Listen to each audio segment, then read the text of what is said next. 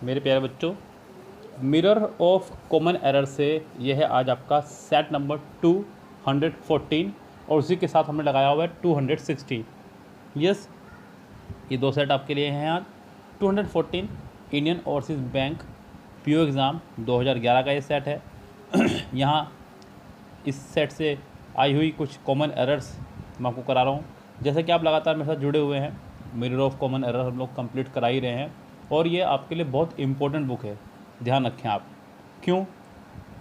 देखिए, आप लोग जब चैप्टर वाइज ग्रामर पढ़ते हैं तो चैप्टर वाइज ही आप उसकी कॉमन एरर सोल्व करते हैं तो बहुत इजी होता है उसको सोल्व करना। लेकिन जैसे ही कॉमन एरर मिक्सअप हो जाती हैं तो थोड़ा सा मुश्किल हो जाता है कॉमन एरर को फाइंड आउट करना।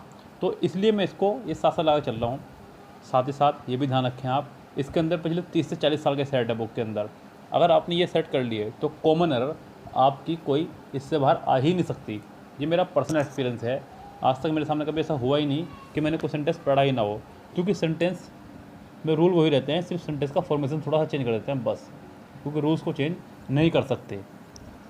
जैसे कि आज का पहला सेंटेंस है, आपको कह रहा है कि सिर्फ बोल्ड पार्ट को देखना है, खाली किस देखना है, खाली बोल्ड पार्ट को। Never the one two means word when it comes speaking his mind. अब यहाँ पे कहना चाह रहा है कि कम्स के साथ उसने लगाया जीरंड, जबकि ऐसा कोई रूल नहीं है कि आप कम्स के साथ जीरंड लगा दें। कम एक वर्ब है, कम एक वर्ब है और वर्ब को वर्ब से कनेक्ट करने के लिए टू का इस्तेमाल करते हैं, ना कि आईएनजी फॉर्म का, जीरंड का। यस, यहाँ जीरंड का इस्तेमाल इसके साथ नहीं होगा। यहाँ पे कम्स टू स्पीक लगाएंगे। कम स्पीक, टू के बाद फर्स्ट फॉर्म यानी कि जो दिया हुआ है वो तो गलत है, साथ ही साथ ए भी गलत हो जाएगा, बिकॉज टू के बाद एनजी लगा दी। दूसरे में कम्स एंड स्पीक लगा दिया, ये भी आपका रॉन्ग हो जाएगा। थर्ड आपका आंसर हो जाएगा C, comes to speak. Next है, the Indians are far more transparent than the Americans. यहाँ उसने कहा फार मोर, फार या मच या वेरी मच, इन तीनों का ही प्रयोग हम लोग इस्तेमाल करते हैं कंपेरेटिव डिग्री से पहले। और यहाँ पे कंपेरेटिव डिग्री ये है मोर, मोर के साथ देन भी लगाया हुआ है आगे। अगर आप देखें ट्रांसपेरेंट देन, तो यहाँ पे इस सेंटेंस में फ़िलहाल कोई एरर नहीं है, बिल्कुल भी एरर नहीं है, आपका सेंटेंस बिल्कुल ठीक है। यस, फार मोर ट्रांसपेरेंट देन अमेरिकन्स, यानी कि सेंटेंस आपका नो करेक्शन रिक्वायर्ड, ये आंसर हो जाएगा इसका। चलते हैं थर्ड पे, कह रहा है कि he will not be joining the rat race which starts around this time every year as the board exams draw close. Draw close एक ईडियम है जिसका मतलब होता है नज़दीक आना। जैसे कि बहुत सारे सेंटेंसेस में हम लोग ईडियम्स का इस्तेमाल करते हैं डायरेक्ट सेंटेंस में, उसको बोलते हैं ईडियमेटिक सेंटेंस। इसके लिए मैंने एक अलग से ही अपना एक प्रैक्टिस सेट बनाया हुआ है। अभी ज़रा थोड़ा सा लॉकडाउन में छूट मिल जाए तो मैं अपने सेंटर से जा करके, थोड़ा सेंटर दूर है घर से, मैं वो प्रैक्टिस सेट उठा करके लाऊंगा, आपको अपना प्रैक्टिस सेट कराऊंगा ईडियमेटिक सेंटेंस का, जो मैंने पिछले 30 साल के सेट से चुराया और अपना सेट बनाया। हैंड रिटन है हालांकि, लेकिन आपको समझ में आएगा खूब अच्छे से। यस, तो यहाँ पे ड्रा क्लोज बिल्कुल ठीक है, सेंटेंस में कोई एरर नहीं है। यस, तो यहाँ पे भी ये सेंटेंस आपका नो करेक्शन रिक्वायर्ड। चलते हैं सेंटेंस नंबर 4 पे।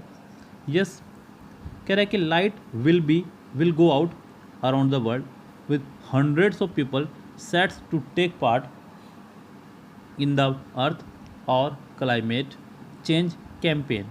Lights will go out round, will के साथ फर्स्ट फॉर्म आया करती है, यानी कि ये पोर्शन ठीक है। The world with hundreds of people, hundreds of people, of के बाद वाले को हम कुछ नहीं मानते, लेकिन हंड्रेड्स के हिसाब से यहाँ पे प्लूरल बननी चाहिए थी, सेट्स नहीं, सेट होनी चाहिए थी, इसलिए यहाँ पे सेट्स की जगह सेट टू टेक पार्ट करेंगे और ये सेंटेंस हो जाएगा आपका ठीक, यानी कि इसका आंसर हो जाएगा आपका ए। यस, सेंटेंस नंबर 5 कह रहा है कि with nasty vital infections do the rounds in the city you should give all its takes to protect yourself. यहाँ सेंटेंस में विद नेस्टी वायरल इन्फेक्शंस, ये सेंटेंस का प्रपोजिशनल पार्ट है, क्योंकि मैंने आपको हमेशा बताया कि प्रपोजिशन के बाद वाले पार्ट को कुछ नहीं मानते। विद आपके एक प्रपोजिशन है, विद से लेके इन्फेक्शन तक ये सभी खत्म हुआ, सेंटेंस हुआ शुरू डू द राउंड से। डू आपकी वर्ब की फर्स्ट फॉर्म है, सेंटेंस कभी भी वर्ब की फर्स्ट फॉर्म से स्टार्ट नहीं होता, अगर वो इंपेरेटिव है तो बात अलग है। यहाँ इसे हम बना देंगे जीरंड। जीरंड आपका एज अ नाउन काम करता है, मैंने आपको नाउन वाले चैप्टर में बहुत अच्छे से पढ़ाया था के सेंटेंस में सब्जेक्ट की पोजीशन पर सिर्फ 4 चीज़ आ सकती हैं, नाउन, प्रनाउन, जिरंड या इन्फिनेटिव। इस डू को डूइंग यानी कि जिरंड बनाएंगे, जिससे सेंटेंस का सब्जेक्ट का काम करेगा, यानी कि इसका आंसर हो जाना चाहिए फिर आपका सी।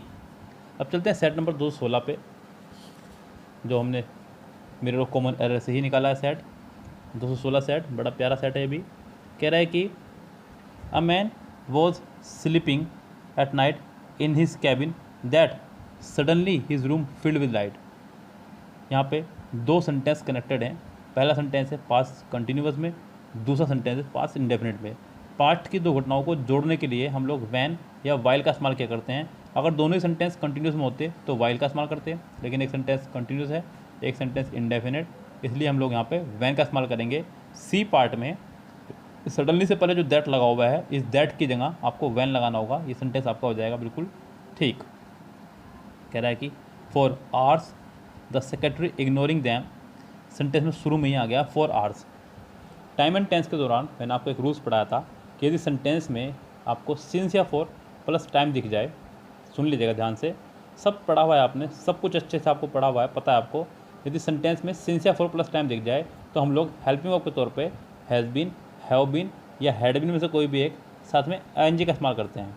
तो यहाँ पे for hours the secretary ignoring की जगह the secretary has been ignoring का प्रयोग करेंगे, जिससे सेंटेंस आपका बिल्कुल हो जाएगा करेक्ट। चलते हैं सेंटेंस नंबर 3 पे, working together for the first time the father and the son. देखिए सेंटेंस में बी पार्ट देखें आप, मैंने आपको बताया कि एंड, बट, और, ये तीन कंजक्शन बहुत ही इंपॉर्टेंट रोल प्ले करती हैं। एंड, बट, और, जब भी इनसे सेंटेंस कनेक्टेड हो, सेंटेंस का फॉर्मेशन दोनों तरफ रहना चाहिए सेम। एंड से पहले फादर, एंड के बाद सन, दोनों सेम कैटेगरी के जेंडर हैं। फादर से पहले आर्टिकल द आया तो सन से पहले भी आर्टिकल द आना चाहिए, द फादर एंड द सन होना चाहिए था, तो ये सेंटेंस ठीक होता, यानी कि सेंटेंस के बी पार्ट में एरर है। चलते हैं सेंटेंस नंबर 4 पे, once upon a time there was a water barrier who, B part में हु को देखें आप, हु किसी व्यक्ति के लिए लगा करता है, किसी वस्तु के लिए आप हु का इस्तेमाल नहीं करते। हु की जगह आपको यहाँ पे किसी नॉन लिविंग रिलेटिव प्रोनाउन को लगाना होगा, जो कि आपका विच या दैट में से कोई भी एक। Once upon a time there was a water barrier which, वैसे दैट भी नहीं लगाएंगे, विच से ही काम चलेगा, यहाँ पर आपको विच लगाना होगा। Once upon a time there was a water barrier which had 2 large pots, each hung on each end of a pole, who carried across the neck। यहाँ पे फिर से हु आ गया है डी पार्ट में भी, तो यहाँ अगर देखा जाए तो डबल मिस्टेक मुझे नज़र आ रही है, तो मैं डबल मिस्टेक को ही यहाँ पर क्लियर करूँगा, क्योंकि यहाँ पे भी हु आया है, ऊपर भी हु आया है, बी में भी और डी में भी, तो इस सेंटेंस में 2 एरर मुझे नज़र आ रही हैं, तो ये सेंटेंस क्लियर नहीं हो पाएगा यहाँ पे कुछ भी कि कौन सी एरर करेक्ट करी जाए। चलिए चलते हैं नेक्स्ट पे, सेंटेंस नंबर 5 कह रहा है कि often when we face obstacle in over day to day life और hurdles seemed very small in comparison to what many others have face.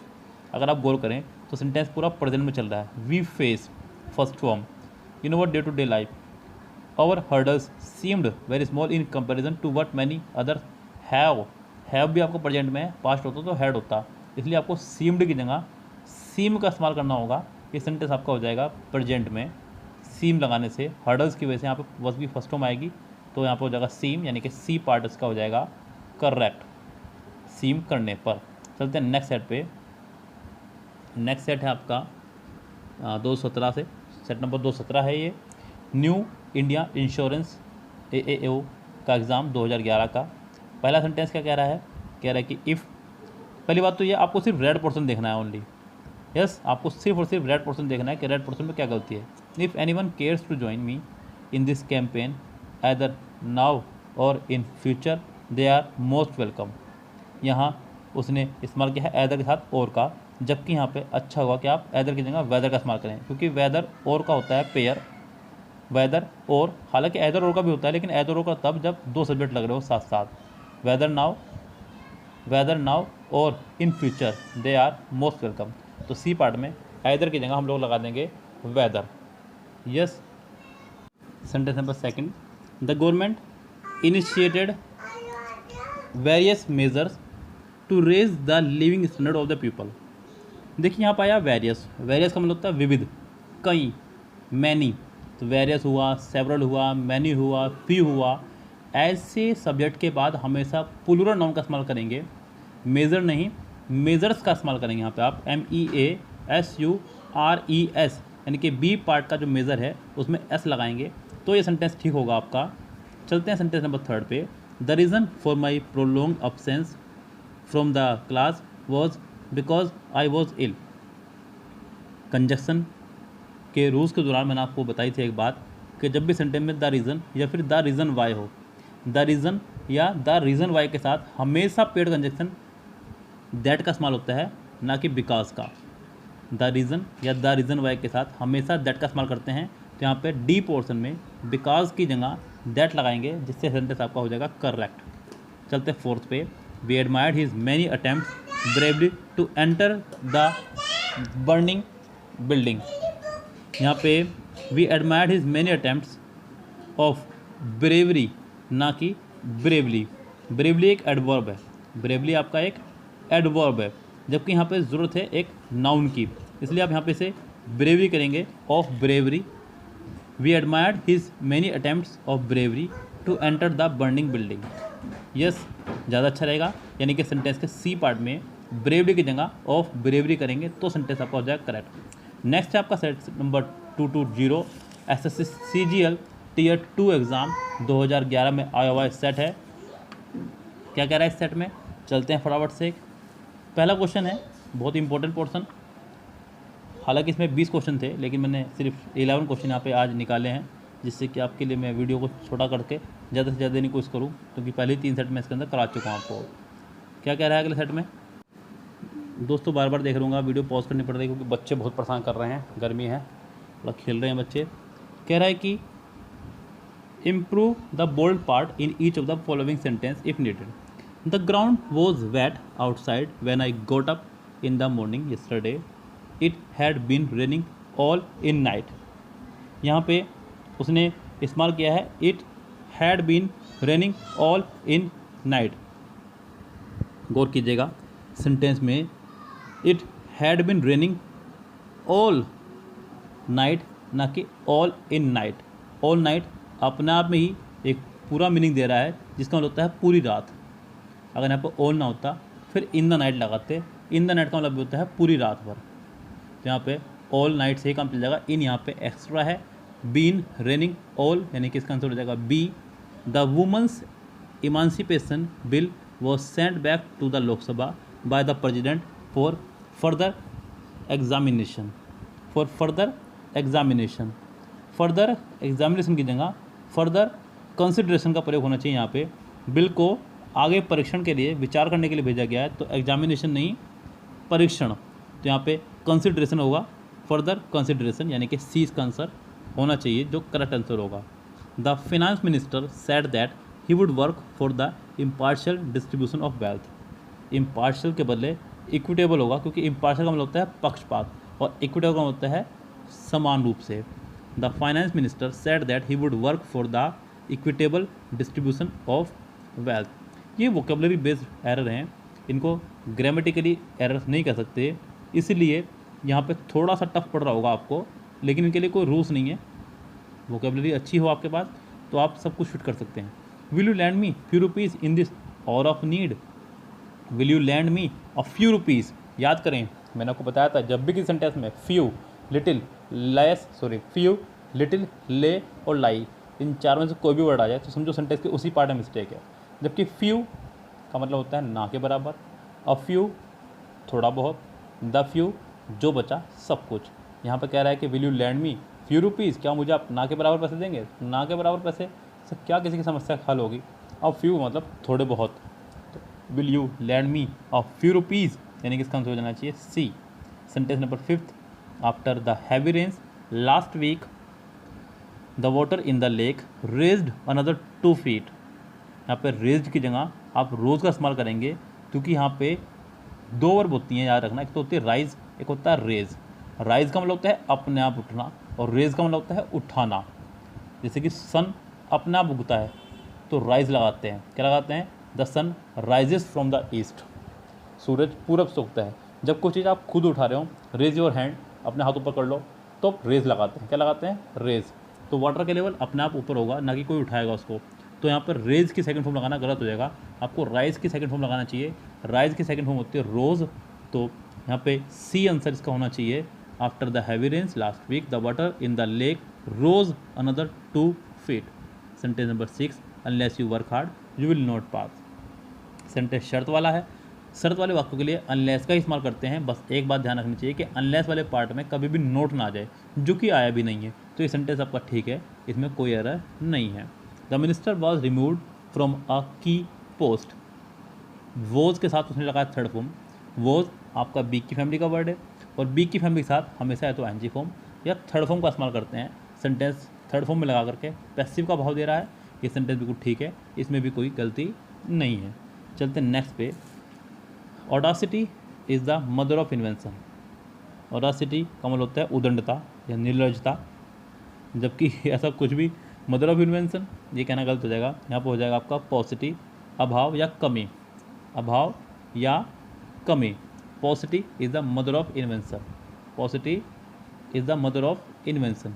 या changeness is the mother of invention. आप यहाँ पर changes करते हैं, यहाँ चेंजेस है नहीं, तो सी लगाएंगे पॉसिटी। पॉसिटी का मतलब होता है अभाव या कमी। अभाव या कमी, किसी चीज़ की जब कमी हो जाती है तो फिर इन्वेंशन शुरू होते हैं, यानी कि इसका आंसर हो जाएगा C. Professionals must be continuously improve their skill. यहाँ पे फिर वोकेबलरी बेस्ड है आपका। रेड पोर्शन में कहा उसने इम्प्रूव। इम्प्रूव की जगह अच्छा होना चाहिए, क्या पे होन होता। क्या होता?